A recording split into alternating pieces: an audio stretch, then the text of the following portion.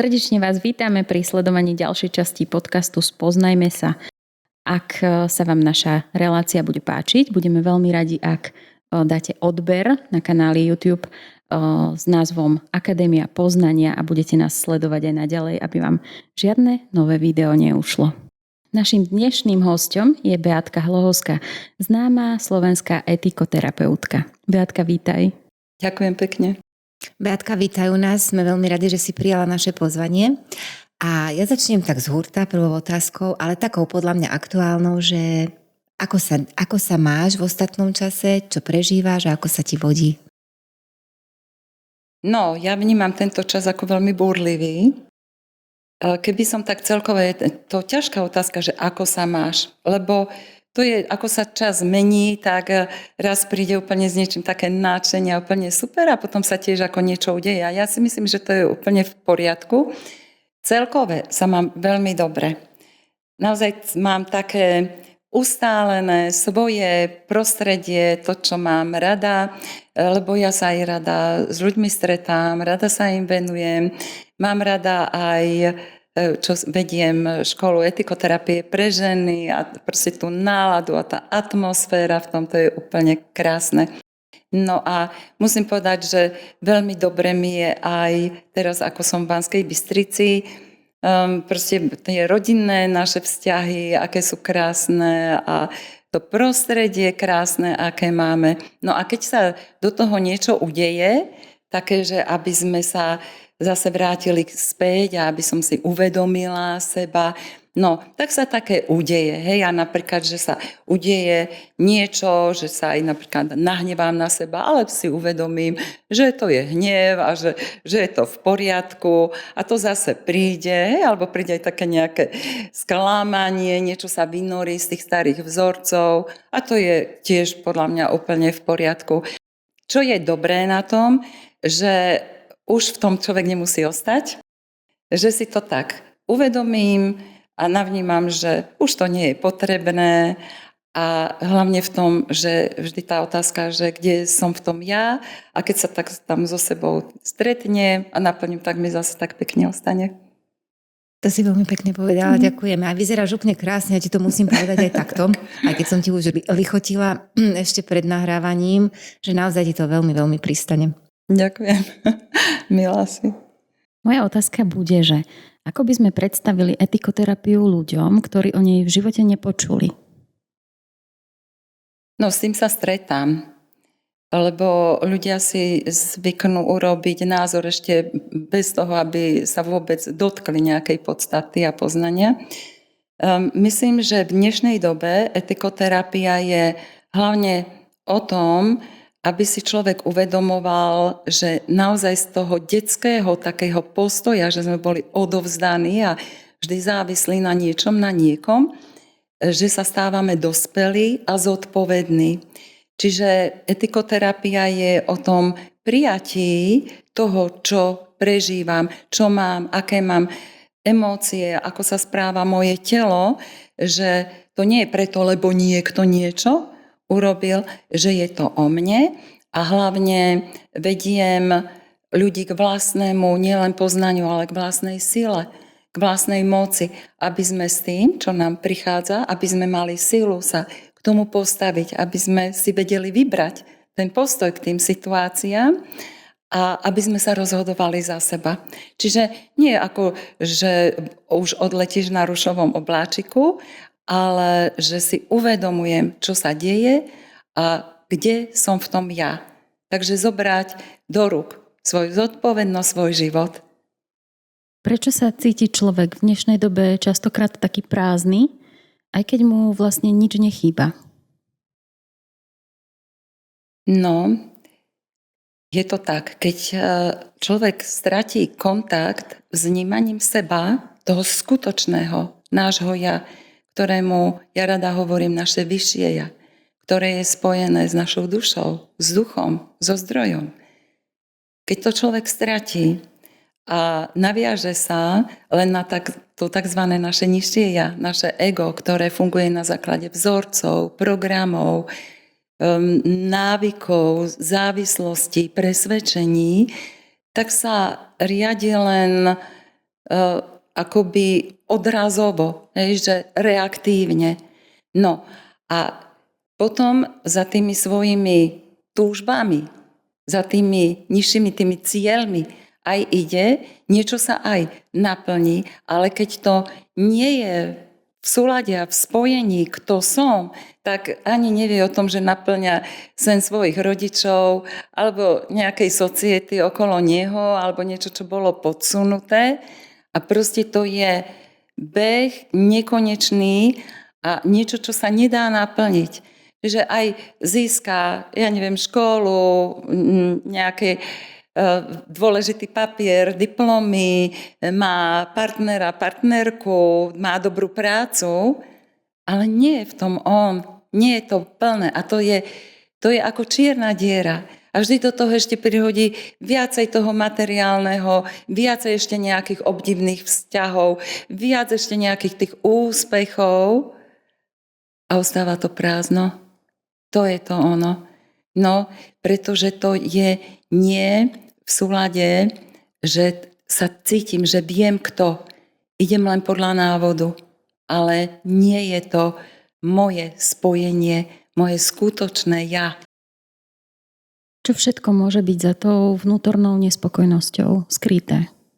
Keď etikoterapeuticky ideme k tomu pristupovať, odhalíme tam niečo, čo všetko sa tam môže nachádzať, k čomu človek môže prísť.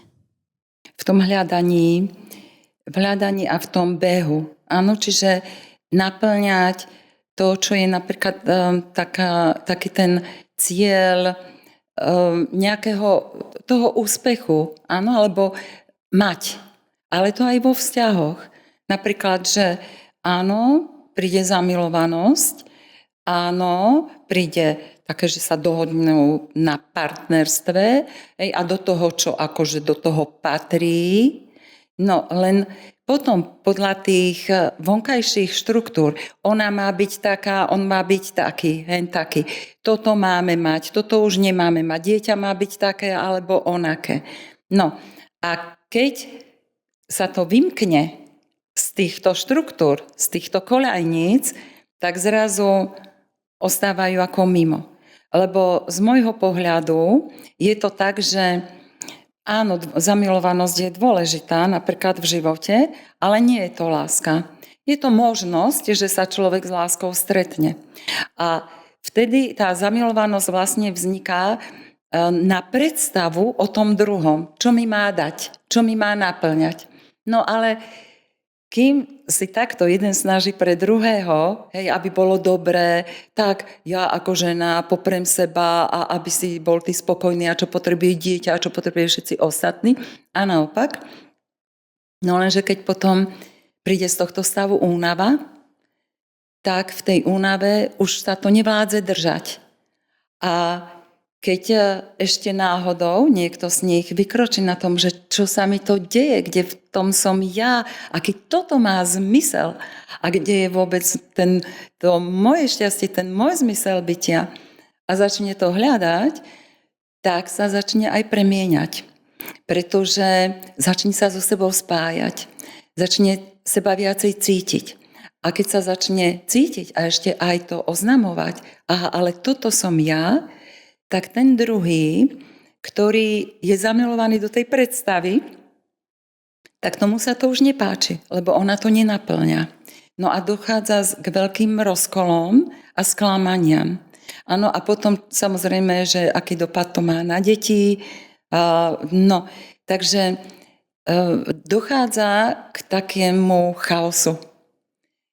Čo na prvý pohľad sa môže zdať, že to je niečo veľmi zlé, hej, lebo to nie je jasné, vymyká sa to pravidlám, niečomu, čo sme mali zastabilizované, znormalizované. Takže chaos je na prvý pohľad nie dobrý a mnohí ten chaos ani neustoja, hej, že radšej zdrhnú z toho a zase v takom tom zúfalstve by som povedala, toho, že sa to naplní niekde inde, hľadajú niekde inde. No, ale keď sa človek zastaví v tom a nazrie, že naozaj, že čo sa mi to vlastne búra, čo to lieta, čo zmenilo alebo stratilo formu nejakú, ale čo je za tým, čo je pod tým a kde som v tom ja, tak sa objavuje tá hĺbka. A toto je to, čo ja hovorím, že človek vtedy sa rozhodne vlastne prijať aj tie tiene. Hej, aj proste prijať nie len to, na čo sme sa hrali, ale prijať aj to, že v nás je stále veľa tých stôp, traum starých, hej, tých starých bolestí, zranení, sklamaní, hnevov. No a že keď si to zrazu dovolím, tak do toho nazerať a normálne proste to vyťahnuť, tak zisťujeme, že nás to prestáva ovládať. Že napríklad taká tá bezmocnosť, hej, alebo beznádej, že áno, fajn, bola, že som to cítil, ale nemusí to byť môj trvalý stav, že viem s tým niečo robiť. No, takže z chaosu vyrastá podľa mňa to nové, krásne, zmysluplné, na ktoré sme čakali, o ktoré sme hovorili, že ten nový svet. A teraz ľuďom, či už chcú alebo nechcú, tak sa tieto veci dejú. Takže vždy je výhoda pre tých ľudí, ktorí to už chceli a že už nastúpili skôr na tú cestu seba poznania, seba stretnutia. No, ale aj tí, ktorí nevystúpili, tak to tam tak podľa mňa viacej pocíti, že poviem, že je to oveľa viacej bolestivé, ale z môjho pohľadu sa nedá tomuto vyhnúť. Čiže ani tej prázdnote, ani tomu narazeniu, ani tej bolesti, ani tej ceste. Ako im pomáhaš ty ako terapeut? No určite sa vyhýbam tomu, aby som niekomu radila, čo má urobiť. To nie je vôbec ani úlohou žiadnej, podľa mňa, terapie. A väčšinou práve s tým ľudia chodia. Mám odísť, alebo mám zostať, mám toto, alebo doľava, alebo doprava. A ja im poviem, to je jedno, čo urobíš, ale mne, ako terapeutke, nie je jedno kto. Tak keď si tu a dávaš mi nejakú výzvu, tak je o tom, aby som ťa sprevádzala k tomu, aby si začal alebo začala seba cítiť, vnímať, aby si sa ukotvila v tom, že áno, viem, toto je zámer, môj najvyšší zámer mojej duše, s týmto som spojená a potom je už jedno, či ideš doľava alebo doprava. Takže to je tá, ťažko povedať, že pomoc, lebo ja nikomu nič neuľahčujem. To je možno, že práve skôr naopak. Hej, keď začíname, tak väčšina klientov mi povie, že fúha, toto je ťažké. Oni by radšej kopali zákopy a riešili všetkých okolo seba.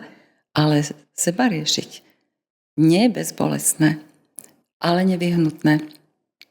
Aj tá bolesť je nevyhnutná. Ale už to utrpenie, ktoré napríklad bolo, to už je výber. To už je rozhodnutie a nie je to ničím podmienené. To už je také akože nevedomé, že si to človek vyberá a čuduj sa svete, niekoho to ešte baví. Áno, je to možné. Prečo sa niektoré pocity vracajú stále dokola? No, nemajú inú možnosť. Ale Katarinka, aby sme si ujasnili, že to, čo sa dokola vracia, nie sú, prepáč, pocity, ale emócie. A nie je toto isté. Vieš, v tých dávnych učeniach bolo povedané, že emócie prichádzajú z pekla a pocity z neba. Pocity sú prejavom nášho vyššieho ja. Tie prejavujú ten zámer našej duše.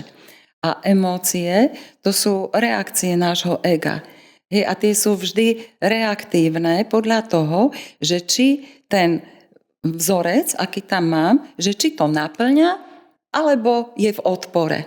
Áno, čiže, no a prečo sa nám emócie stále vracajú? No nemajú inú možnosť, pretože ak ja nezmením postoj v tej situácii, postoj k sebe, a nezmením tým aj postoj k tej situácii, no tak potom z tej milosti Božej, ktorou sme zahrnutí, nám príde veľmi podobná ďalšia takáto skúsenosť, aby sme to tam zhliadli, aby sme si to všimli. Aby sme uzreli, že ako halo, kde si v tom, aj toto napríklad, že sa točí, hej, väčšina ľudí sa točí v rovnakých vzťahoch, hej, že od jedného alkoholika som odišla, prišiel druhý, tretí, že no, ale pokiaľ len ujdeš od toho, ale nepozrieš sa, že prečo si ty práve pritiahla, čo ti prišiel zrkadliť ten ďalší alkoholik, na čo ťa upozorňuje, na aké tvoje vnútorné zranenie, na akú tú starú nejakú bolesť, ktorú si ty stále chováš a stále ťa sťahuje do toho istého diania. No, takže až trvá to dovtedy, až si to všimnem a prestanem riešiť napríklad toho alkoholika, ale začnem sa pozerať do tých vnútorných bolestí, do tých vnútorných zranení, že čo tam, s čím to, ako súviselo. A nie potom, ako sme boli naučení, že tak fuj, tak toto zapreme a toto nechcem a budem sa tváriť, že nič, že je všetko OK. To nie je pravda, to je cesta zase ďalšieho vychýlenia a inzerát do vesmíru, aby poslal ďalšiu takúto podobnú skúšku. Ešte možno silnejšiu. A ešte silnejšiu. No, takže môžem aj do toho, že začiatok toho, a to je naozaj už také psychoterapeutické, je prijatie. Mnoho ľudí ti povie, že toto je ale taká situácia, to mi nehovorte, toto sa nedá prijať, to určite takto nie. No, lenže niet inej cesty.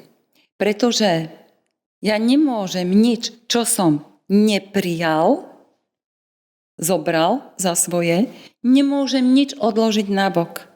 To je stále len, že to tlačím, obchádzam, nejak s tým krútim, ale až to, čo je naozaj prijaté, tak môže sa niečo, nejaká zmena tam diať. A v čom je tá zmena? Že v tom zúfalstve, v tom tej bolesti, nie je to len, že si uvedomujem túto emóciu, ale na základe čoho je tá emócia? Že celá tá vibrácia môjho celého jestvovania je práve taká, ktorú potom to zúfalstvo zobrazuje.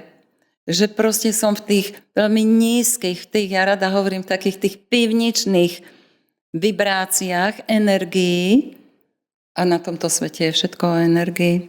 Proste to, my si môžeme kedy navyprávať barčo, ale energiu ešte nikto neoklamal, to sa nedá. No a keď si dovolím napríklad prijať aj to, že neviem prijať, to je niekedy celkom fajn začiatok. Normálne si povedať, že ja fakt prijímam, že toto neviem prijať. A predstav si, že to už nie je úplne v tej istej vibrácii, ako kým som bola úplne v zapretí. Lebo ja už čo si prijímam? No napríklad to, že táto situácia, alebo ten prejav, alebo neviem to, čo mi prišlo, že je tak veľmi ťažké. Ale aj ten kúsoček tej zvýšenej vibrácie stačí k tomu, aby som nabrala väčšiu silu a dokázala už potom to prijatie zmeniť do toho, že naozaj príjmam napríklad, že teraz to s tým poviem, že keď ten človek je v rozmere takého nízkeho vedomia a prejavuje sa hlúposťou, no takže sa tak prejavuje. A nebudem očakávať, že sa prijaví nejak inak, áno, alebo prijať aj to napríklad, že sa tá situácia naozaj takto stala. To je v takých situáciách, ktoré nehovorím, že sú ľahké, sú ťažké, sú náročné. Napríklad to sú úmrtia náhle, áno, odchody, ťažké bolesti, pri deťoch, ťažké také stavy. Lenže kým som v tom neprijatí, tak aj tá situácia, napríklad aj pri rôznych chorobách detských, sa nám stále točí. Lebo vždy hovoríme, že rodičia, toto je proste hlavne o vás. To je vaša energia, vaše dieťa je vo vašej esencii, vo vašej energii. Ale toto sa nedá, tak keď meníme už tú vibráciu, tak nám vzniká už väčšia sila na to povedať si fakt. Toto je realita. Vzdávam sa ilúzie, že by toto nemalo byť. Že by malo byť niečo iné. Veď má byť zdravie, veď má byť spokojnosť. Nie, je to takto. A to je dobrý odrazový mostík k tomu, aby sme potom ukladali už cez prijatie napríklad, už potom aj odpustenie, aby sme už potom aj vedeli tam do toho vložiť trpezlivosť, toleranciu a tak ďalej, súcit. Už je to dobrý odrazový mostík.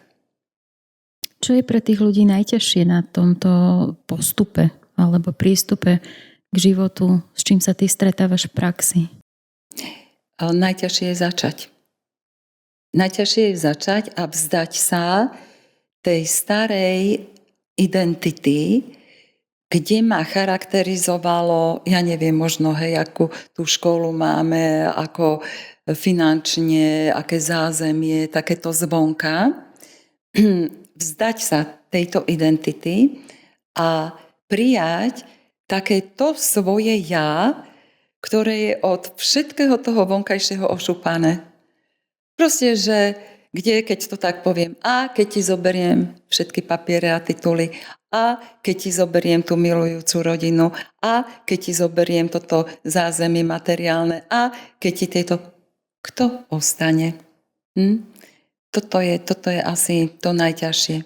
Ale keď sa človek už rozhodne, že naozaj vážne chcem vo svojom živote niečo zmeniť a že som ochotný sa vzdávať, napríklad takýchto, tých starých identít, tak vtedy je to vykročenie.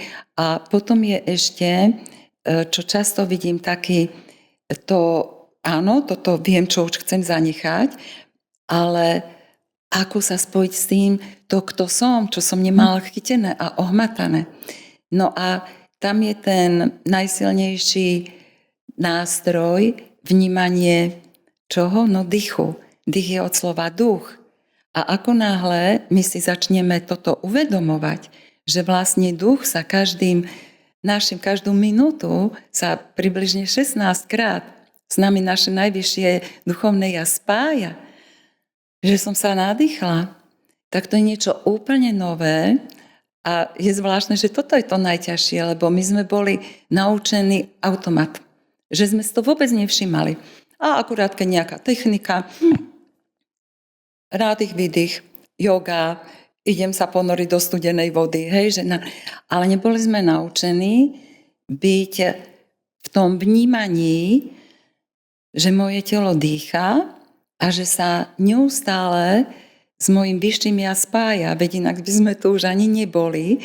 Čiže my nemáme seba hľadať, to nie je také, že ľudia, že neviem, kde sa nájsť. A ja poviem, ako, no veď tu sedíš, nie? Ty sa nemáš nájsť, ty sa máš začať seba vnímať a uvedomovať si to svoje skutočné ja.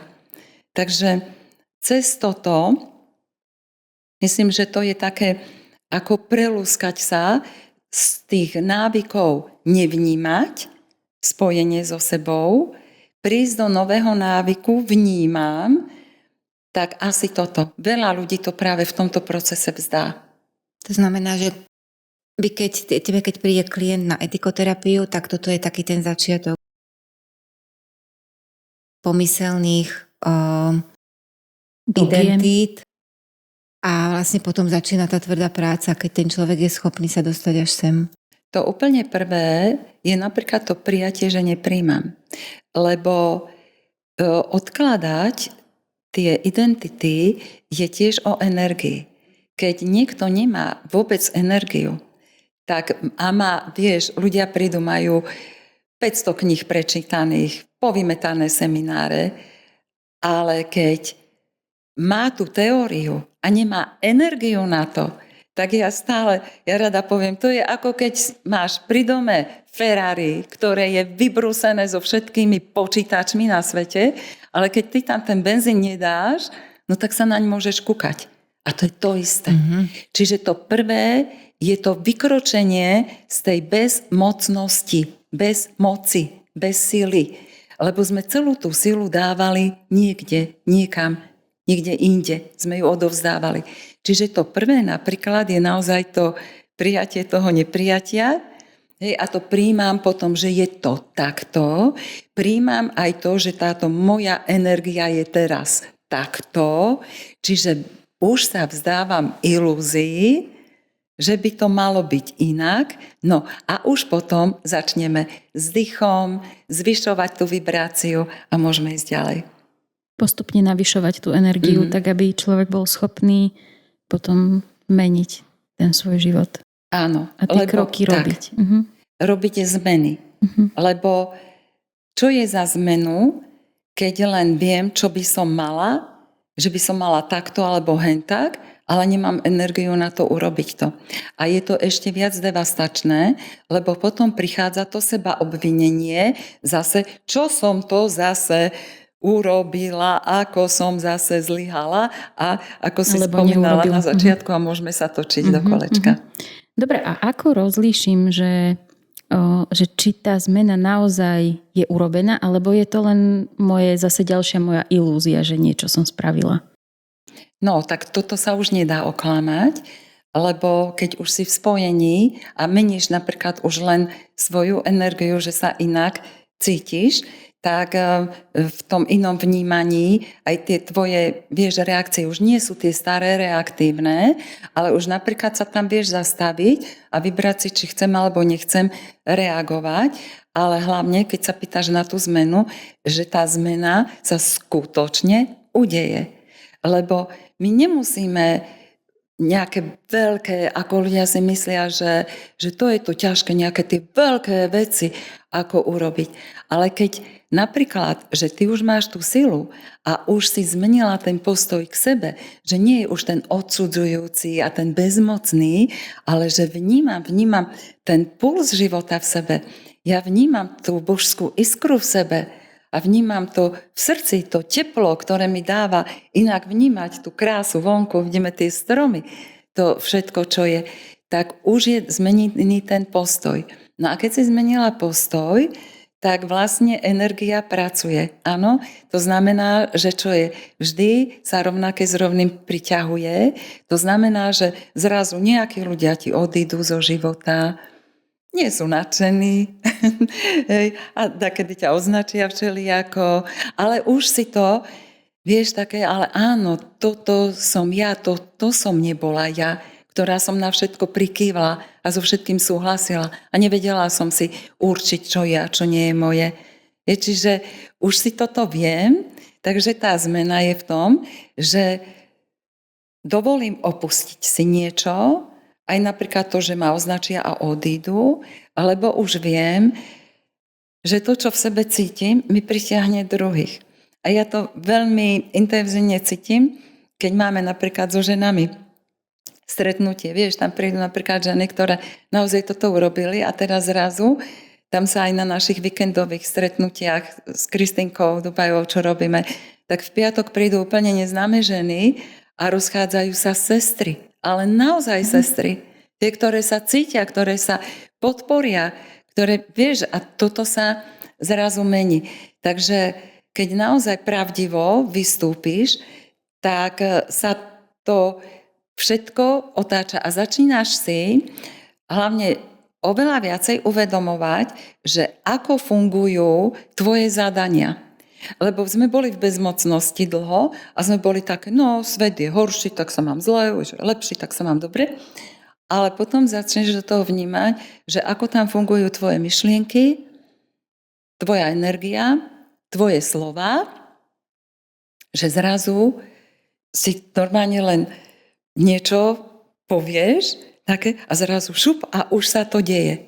Hej, že v nejakom prevedení ešte ani nevieš, že ako sa to udeje, že napríklad máš túžbu, ja neviem, hej, že tak by som potrebovala zase, hej, to často toto ženy, takú tú zase tú ženskú esenciu, že sa stretneme, ale tuto sú deti, nemám teraz peniaze a tam som mala ešte to a to urobiť. A zrazu čo sa udeje?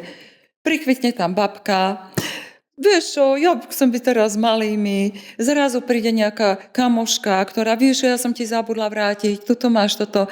A zrazu sa vytvorí priestor a proste sa udeje. A to sú tie zázraky, ktoré sme mali za zrakom, ale nevedeli sme, že ako to funguje, ale potom už si akože začínaš vedome si to uvedomovať, že už nemôžem len tak barčo povedať, lebo to si stvorím. No a deje sa to aj v tom fyzickom svete. A to je to ono, lebo celá táto transformácia, alebo tá premena, vieš, alebo to, že cítim to božské svetlo v sebe. To nie je to, aby som niekde sedela v lotosovom sede a snívala. Nie, to je omyl, to nie je pravda, to je únik. Práve cítiš tú iskru, tak šup s ňou tam, čo sme si zvolili do fyzického tela. V tomto fyzickom svete, cez fyzické telo, tuto daj moja. Lebo tam v tej meditácii si rozprávať a naháňať, len ja pri všetkej úcte nechcem nikoho ponížiť v tom, ale také predstavy a takže si vizualizácie je jedna vec, ale dobre moja, tak poďme do toho. Tak poďme si to ukázať v hmote. Aké sú tie reakcie v skutočnom svete? Potom to nám ukáže až tá naozajstná prax. Až tá naozajstná prax. A hlavne aplikácia do života všetkých tých naučených vecí. Áno, ale hlavne to, že sme sa vzdali tej starej, ešte my keď sme dávno, keď ja som vystúpila na takúto cestu, tak to bolo také, urobíme niečo a už nám bude dobre. Hej? A potom také prichádza, kedy nám to už tak bude dobre? No a potom postupom času a tým poznaním, tým skutočným poznaním prídeš k tomu, že o to vôbec nešlo. Že išlo o to, že aby my sme v tom boli vedome. Aby som si uvedomovala, čo je moje a čo nie je moje. Čo prichádza a napríklad vôbec sa ma netýka. A to neznamená, že vôbec nemôžem zasiahnuť, ale neponorím sa do toho, nedám tam celú tú svoju energiu, že môžem pri tom len tak byť a niekde poznám, áno, toto je už moje. Že vyznať sa v tom svete. Aj podľa mňa je veľmi veľa si uvedomovať takú tú zodpovednosť aj to okolie, hej, či máš deti, hej, alebo proste tá tvoja societa, ktorá ťa obklopuje, že to nie je proste len tak, hej, alebo že ale veď to si takedy bolo, že to si ho nevšímaj, alebo hej, že niečo, že nie, že to je inak, čiže uvedomovať si. To sú všetko tie naše zrkadlá, že ktoré nás odrážajú, ten náš vnútorný energiu. Hej, že áno, cítiť tú božskú iskru v sebe znamená vnímať, že ten božský zdroj mi tu dal tento môj vesmír. A v tomto mojom vesmíre som ja tá hlavná postava, ale ja som aj ten režisér, ale aj ten producent, čo s tou energiou narábam. Proste, že tu fakt, naozaj, reálne nejde o nikoho iného, len o to, ako si ja tvorím a vyberám tú svoju realitu. A samozrejme, nešlo by to bez toho, bez tých ostatných ľudí, bez tých vzťahov, bez tých ostatných bytostí. To my by sme si už dávno mysleli, že sme všetci budhovia, že my to presne potrebujeme, keď aj napríklad, že niekedy si myslím, že ako fajn, lebo ráno si tak ako príjemné ránečko, hej, ale prídem napríklad niekam, hej, a tam sa do mňa oborí predavačka napríklad, hej, a že to staré reaktívne by čo bolo? No blbá, hej, a že a to si nevšímam, ale potom si akože, ja som si akože toto niečím pritiahla. No, ale zase nebudem všetko si priťahovať. To je to uvedomenie, že nielen ja som tu v škole života. Pozor, a ja som tu pre niekoho, ten lektor, ktorý v tom jeho vesmíre, a tiež tu ja prichádzam ako učiteľ, čiže nie je toto lekcia pre mňa, ale ja dávam pre niekoho. Ako to rozoznáš? No, keď to niečo, napríklad niečí hnev, ti zaútočí a pocítiš v rámci toho svojho ega, ešte ja nebudeme sa hrať, že ho nemáme, také, že niečo naštartuje nejako. A teda toto nie, hej, alebo fú, toto sa ma dotklo. Áno, a sa môžeš sama seba spýtať, a koho sa to dotklo? Lebo teoreticky už vieme, že určite mojej duši nie.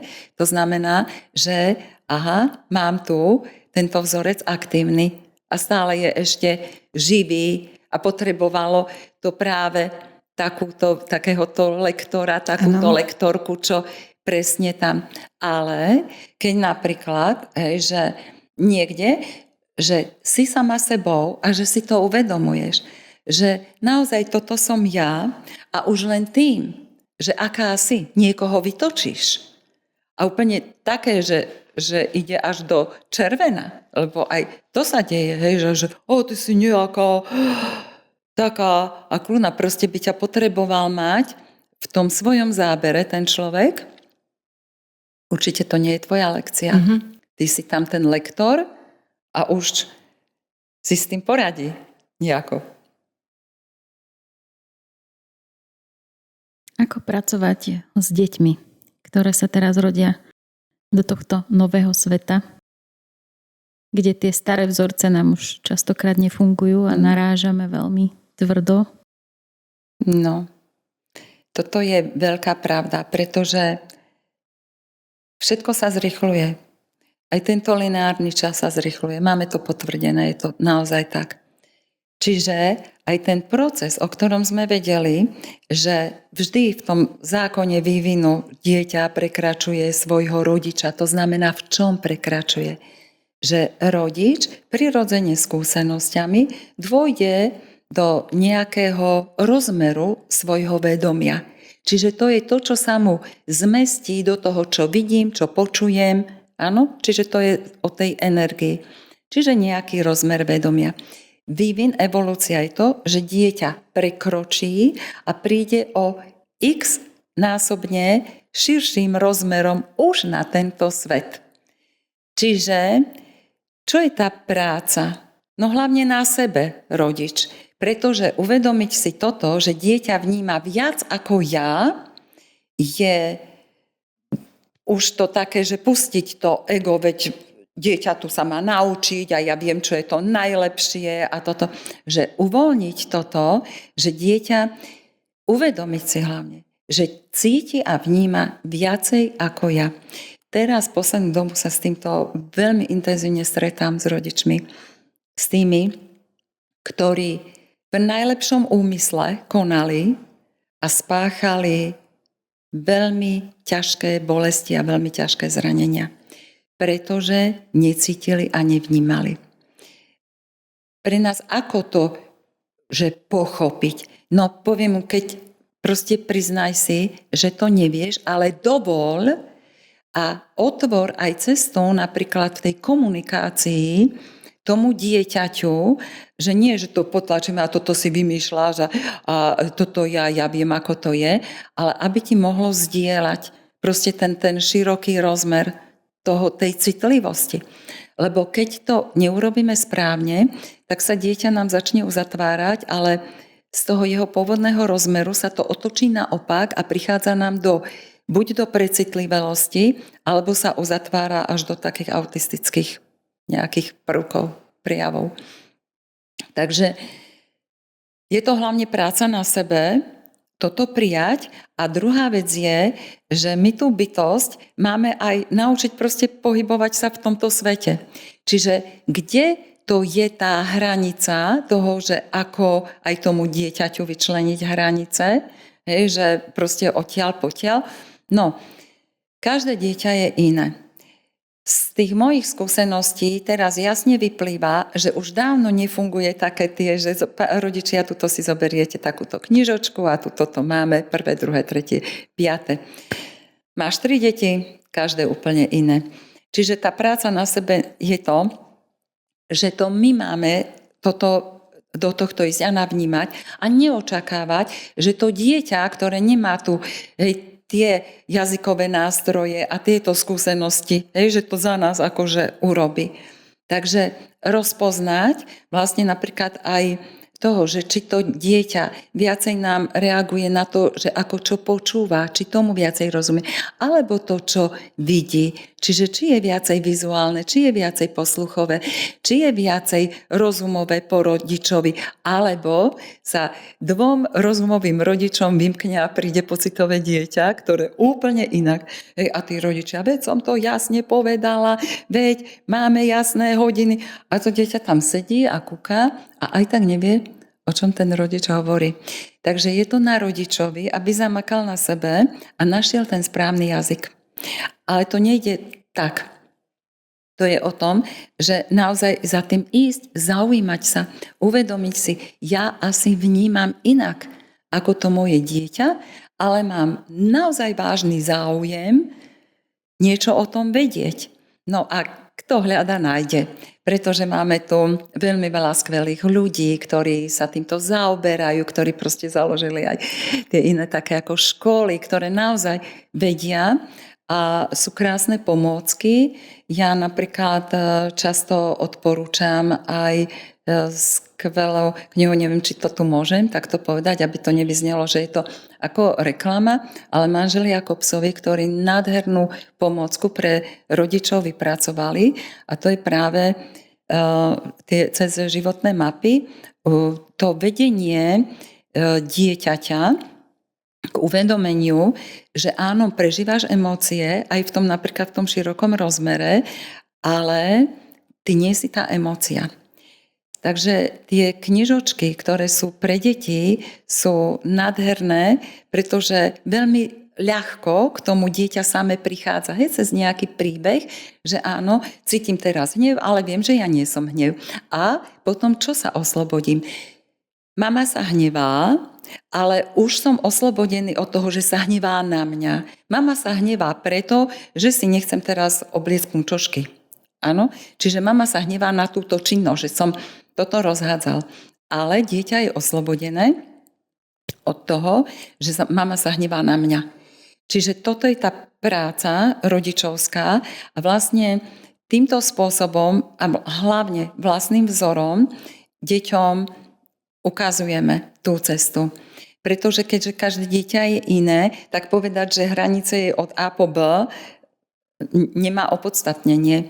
Proste to je to aj ako tomu rozumieš, ako vnímaš, ako cítiš, ale čím je dieťa citlivejšie, tak tým mu máme byť opornejší práve v tom, aby dieťa zbytočne sa nezraňovalo. Hej, aby bolo pripravené proste na to, aby sa dostávalo do takého toho nadhľadu, čo sme pred chvíľkou hovorili, že toto sa ma netýka. Tuto ja vytáčam toho chlapca, lebo sa možno chovám inak, ale toto sa ma naozaj netýka a nedám sa tým zraniť. Čiže podporiť decká v tom, čo oni si oveľa viacej pamätajú v tom ich väčšom rozmere, že vlastne s čím prichádzajú. My sme často sa v tom stratili. Hej, a v tom starom svete úplne, lebo bolo urob toto nejako a tam nebudeš malovať, lebo veď s tým sa nikto nič nezarobí. Hej. Čiže my sme išli podľa nejakých liňajok a potom sme stratili, čo nás vlastne baví. A bol dlhý čas, možno 20 rokov, som sa často stretala s mladými ľuďmi, ktorí ich poslali, áno, lebo ja neviem, hej, že utek či k tráve, alebo niečo proste, hej, že sa uzatvára. A mali 15-20 rokov a oni vôbec nevedeli, čo ich vlastne baví. Vôbec nevedeli, čo je toto vnútorné posolstvo duše. Hej, že keď som sa opýtala, no a čo ťa tak nadchne, hej, keď sa niečo, že neviem, hej, aj že to, no to sa tak podarilo udupať. No a my teraz máme túto novú generáciu vlastne viesť k tomu, aby sme ich neudupali, to je jedna vec.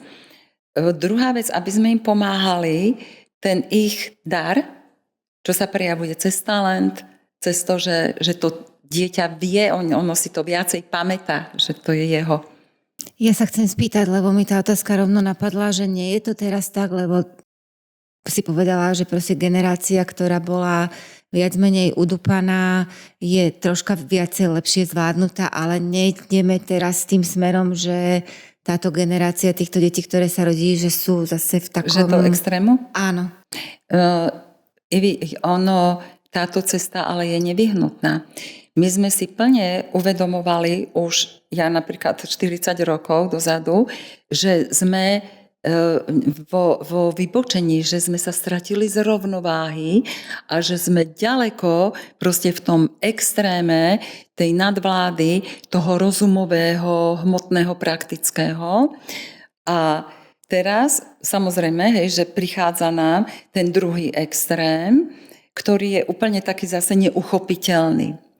Tým, že my napríklad aj ako rodičia dokážeme prijať to, že sú takí, príjmam aj to, čo ja neviem prijať. Cez to prijatie my im umožňujeme, aby oni dokázali prijať aj ten náš extrém a presne v tom sa to hľadá a vyvažuje do rovnováhy. Toto už máme naozaj veľakrát zažité, vyskúšané. Áno, čiže pre rodiča napríklad, že ty si poriadku milovná a všetko bolo na svojom mieste, lebo ťa to tak naučili, áno, a potom to je také praktické. A teraz ti príde dieťa, ktoré totálne ako atomová bomba a v tomu je dobre. A teraz, kým si v tom odpore a snaha vysvetľovať aj tak, aj hen tak, aha, veď energie, tu majú bloky a nevieme potom nič nájsť a strácame čas a neviem čo. No, tak všetky tie naše bloky vlastne fungujú presne opačne, lebo tie deti, uvedomme si, sú oveľa vnímavejšie a citlivejšie.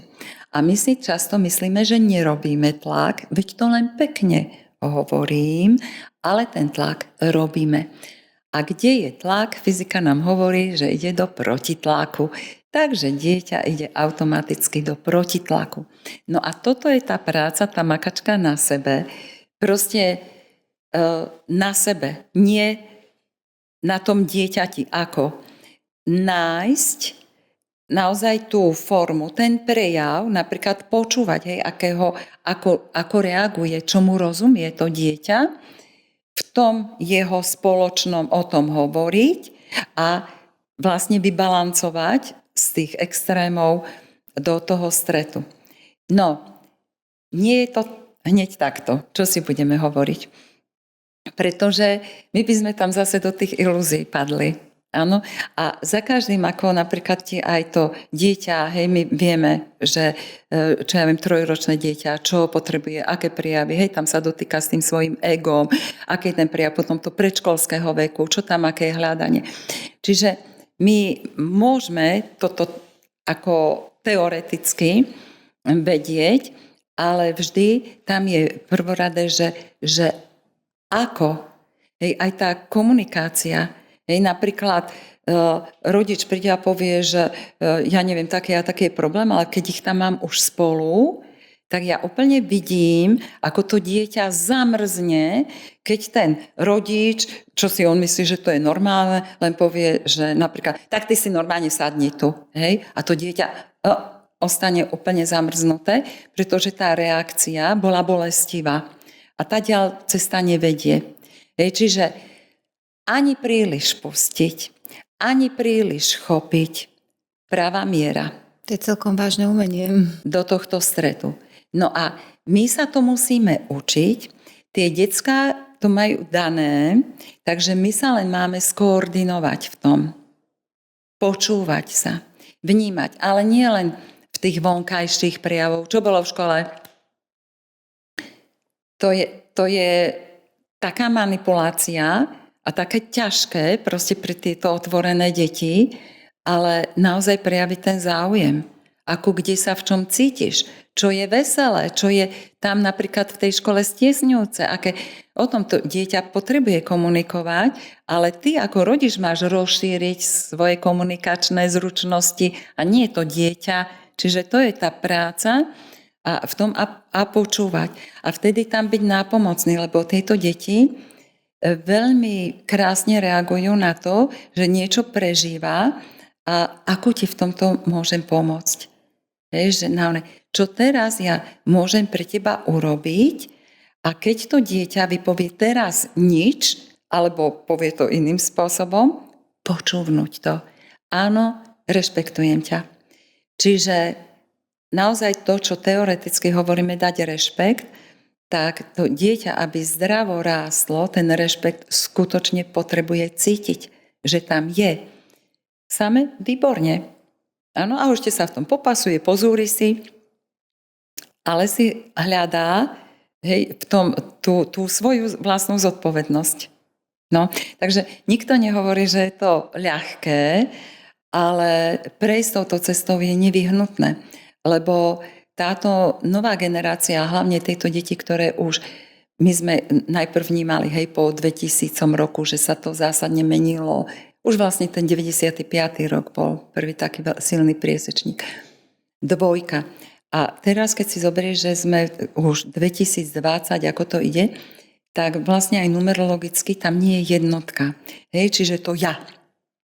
Takže tieto deti úplne prirodzene cítia my. A skôr, napríklad tak ako nevedomí rodičia, ich pchajú do toho ja.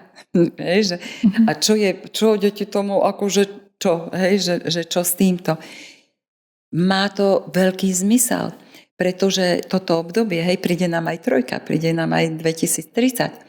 Ale v tomto, čo sa nachádzame momentálne, je presne o tomto, že my v tej našej individualite, v tých našich individuálnych daroch si máme začať uvedomovať naše to vyššie, to duchovné, božské my, proste to spoločné. A títo deti nás to nádherne učia. Čiže je to práca pre nás toto vnímať a nie ich z toho vytrhať, z toho spoločného, že vlastne čo robím tebe, robím aj sebe. Títo deti tomuto oveľa lepšie rozumejú. Tie staré generácie ešte vôbec. Takže oni sa pripravujú na to, aby nám technický svet zmenili. Lebo sa nevyhnutne musí zmeniť. On už takto ďalej nemôže fungovať. Takže aby sme ich neukrátili o ich energiu, aby museli rozluskávať vzorce a čistiť zo seba tieto veci, ale aby sme ich podporili v tejto sile. To znamená, že posolstvo je, že rešpektovať deti a naučiť sa s nimi komunikovať. Áno. A vytvoriť im ten bezpečný priestor. Bezpečný priestor. A hranicu ukazovať svoju vlastnú. Dieťa moje, toto je, nebáť sa toho. Napríklad to nie je o tom, že to len všetko v krásnom. Neboj sa ísť aj do konfliktu s tým dieťaťom, kde sa to má naučiť, keď nie doma. Lebo akože, tuto je táto moja hranica. Áno, a tak to vyzerá. A ja nehovorím, že je to tvoja. Áno, ale ty rešpektuj moju a ja budem rešpektovať tvoju. Takže naučme sa v tom pohybovať aj to, že sa nám to bude otvárať, lebo my sme potrebovali mať pevné hranice. Prečo? Lebo sme boli v extrémnej individualite a boli sme v tom extréme tých bojov, súťaží, že tých zápasov. No a teraz si zober, že to vnímanie dieťaťa, takého, ktoré príde do takéhoto prostredia s vedomím, veď sme všetci jedno. Takže koľké sa zláknú. Teraz, viete, všelijaké tie diagnózy, všelijako sa to nazve, ale vždy sú to na základe, vznikajú tých zranení. A keď aj napríklad komunikujeme s týmito deťmi, tak je úžasné, oni sú zdielne, oni to radi o tomto povedia, ale nech je poslucháč. A to je ten rešpekt, ten rodič. A tým vytvára to zázemie. Tým vytvára to bezpečné prostredie, ten skutočný domov, kde dieťa vonku všeličo zažije, ale to vytvoriť, aby nech čokoľvek sa dialo, aby sa dieťa tešilo, že ide domov. S týmto možno súvisí trošku ďalšia moja otázka a to je taká tá medzigeneračná spolupráca.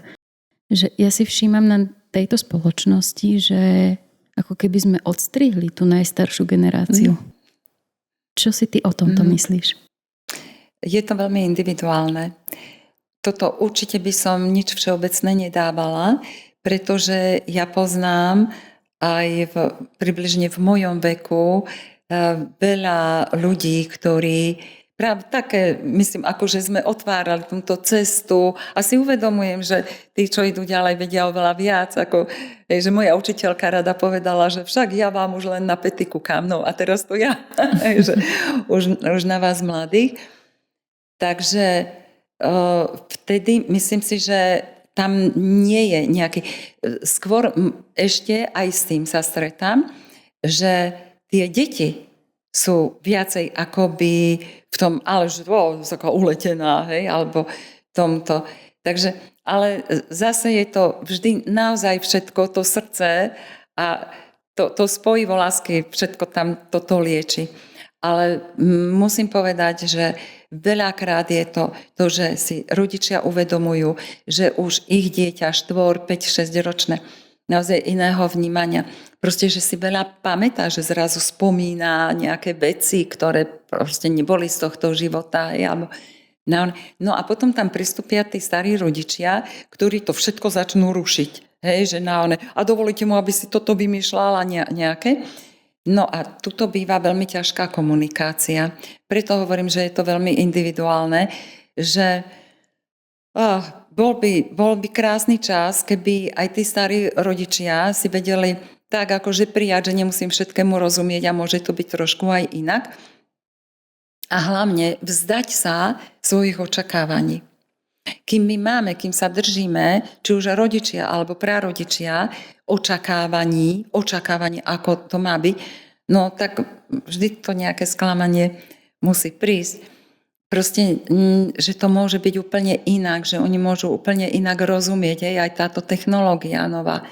My vidíme, že tie malé deti s tým úplne inak proste to vnímajú, hej, že a také potom rodičia, také je to nebezpečenstvo, alebo čo to je. To tiež nie je všeobecná odpoveď. Každá tá bytosť je iná.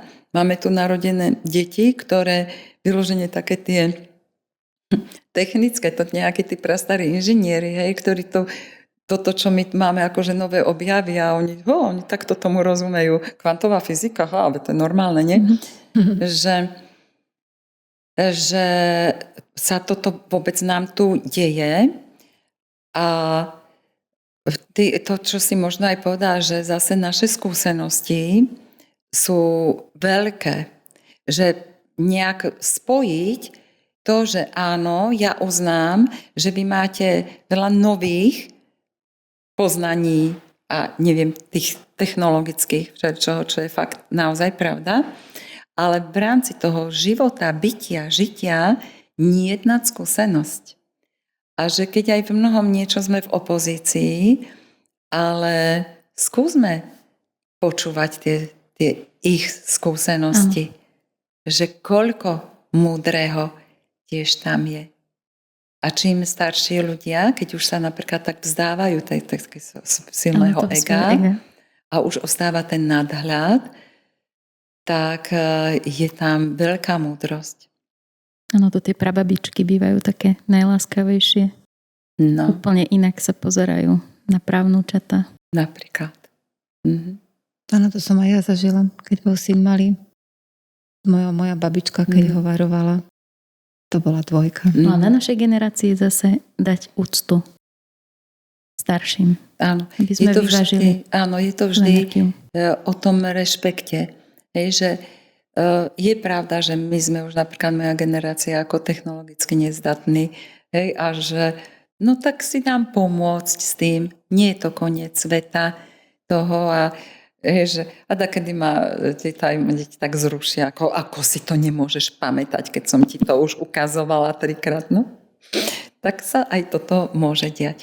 Ale to neznamená, že sme stratili kontakt s touto dobou, s týmto vnímaním, s týmto dianím. No, takže rešpektovať sa navzájom. To je asi najväčšie posolstvo. Áno, veľmi silné posolstvo. Čo máš pripravené na Deň poznania? Budeš tam mať workshop s Kristínkou Dubajovou. Na ktorý sa veľmi tešíme. Áno. Áno, a ja sa teším na workshop a potom ešte ja tam mám vstup a ja som si tak aj teraz cestou navnímala, že pre mňa je teraz taká téma, ktorú by som chcela otvoriť a to je možno aj pre náš festival poznania o múdrosti, o poznaní. Ako to je? Lebo tiež to máme často všelijako poprehádzované, akú úlohu zohráva a bude zohrávať a ako to je aj s tým našim individuálnou tou cestou poznávania. Takže ja by som tak pár slov chcela práve k tejto téme Nech sa páči. povedať. Dobre? Veľmi. Ďakujeme veľmi krásne, Beatka, za výživný rozhovor a tešíme sa na teba 22. februára v Kultúrnom dome Ružinov v Bratislave na Dni poznania. Tešíme sa aj na vás. Ďakujeme krásne. A ja ďakujem veľmi pekne a teším sa na všetkých, s ktorými sa stretneme.